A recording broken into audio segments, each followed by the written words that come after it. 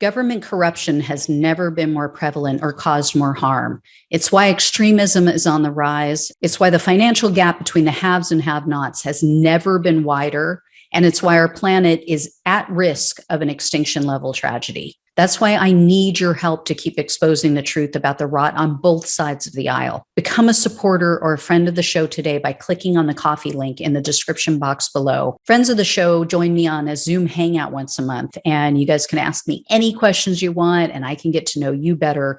But the most important reason to help is to keep the show alive. Together, we can and will save our country and our planet. Thanks in advance and enjoy the show. Hey everyone, welcome to the show. I have a bunch of updates to share about the investigation into Donald Trump's alleged attempted coup. First, the FBI has done something really rare, and it's done only when necessary. They seized the phone of Pennsylvania Congressman Scott Perry.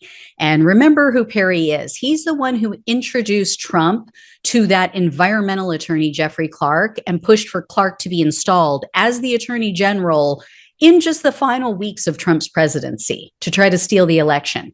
Perry also met with Trump's chief of staff, Mark Meadows, and then following their meeting, Meadows is said to have burned documents in his White House fireplace. Then it was also discovered in text messages that Perry encouraged Meadows to, quote, immediately seize Dominion voting machines throughout the country.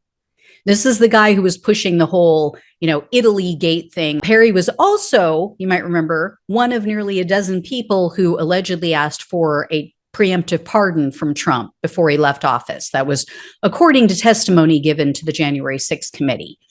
I would imagine that Congress members like Marjorie Taylor Greene, Mo Brooks, Paul Gosar, they're probably freaking the fuck out right about now. They're probably Googling how to wipe evidence from their devices.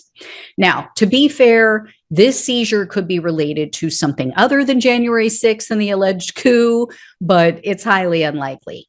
Next up is Steve Bannon. As you guys all know, he was convicted on 2 counts of contempt of Congress because he refused to appear before the January 6th committee. He refused to provide them with the requested documents. And now he's requesting a retrial. Bannon's attorney is arguing that, quote, Mr. Bannon was barred from putting on any evidence or argument that he never believed that he was doing anything unlawful, and indeed understood and believed that he responded to the subpoena in the only way that law permitted, once executive privilege was invoked. So it's doubtful that this Hail Mary pass is going to work because the judge had already ruled on all of these issues prior to the trial. And speaking of the January 6th committee, Pennsylvania gubernatorial candidate and suspected coup co-conspirator Doug Mastriano met with the committee this week. He refused to answer any of their questions, and then he bailed after like 15 minutes. In the related Georgia investigation, Rudy Giuliani once again failed to appear for his scheduled deposition on August 9th. Instead, Giuliani's attorney filed an emergency motion on August 8th, and they cited health issues. They claim that Giuliani can't travel by plane because he recently had a surgery. However, the Georgia district attorney said that they obtained records showing that Giuliani had used cash and he purchased multiple airline tickets to Switzerland and Italy for dates between July 22nd and July 29th. Now, those dates were after Giuliani's surgery on July 5th. The DA's office also shared a screenshot from Giuliani's social media account, which showed him traveling after his surgery. On August 1st, there's a tweet that Giuliani issued, and it shows that he was in New Hampshire. He was smiling for the cameras. He was clearly away from home, but Giuliani's attorney maintains that he hasn't flown anywhere since his surgery. And he said that the airline tickets were purchased well in advance, that he had this previously scheduled appearance, and Giuliani was supposed to go overseas for this conference, but the conference was canceled because of Giuliani's health issues. His attorney also complained to the Superior Court judge that's overseeing this matter that the DA's office hasn't disclosed whether or not Giuliani is a target of this investigation. So the judge urged the DA to disclose that information. So we'll see what happens with that. In the meantime, the judge rescheduled Giuliani's appearance before the grand jury to August 17th. The final Coup-KKKoo update is about our old friend Doug Logan from the Arizona Fraudit. Logan, you guys might remember, was the founder of the now bankrupt Cyber Ninjas company. That's thanks to his fealty to Trump. Well, he's potentially now facing felony charges because he's part of that special prosecutor probe that I mentioned the other day.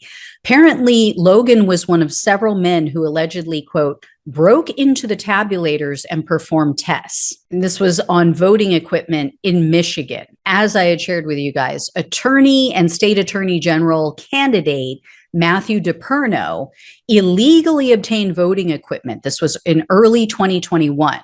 That equipment was then taken to a hotel where they say 4 men broke into this equipment, and they were supposedly reviewing it. They were supposedly assessing it, but God knows what else they did to it while they had access.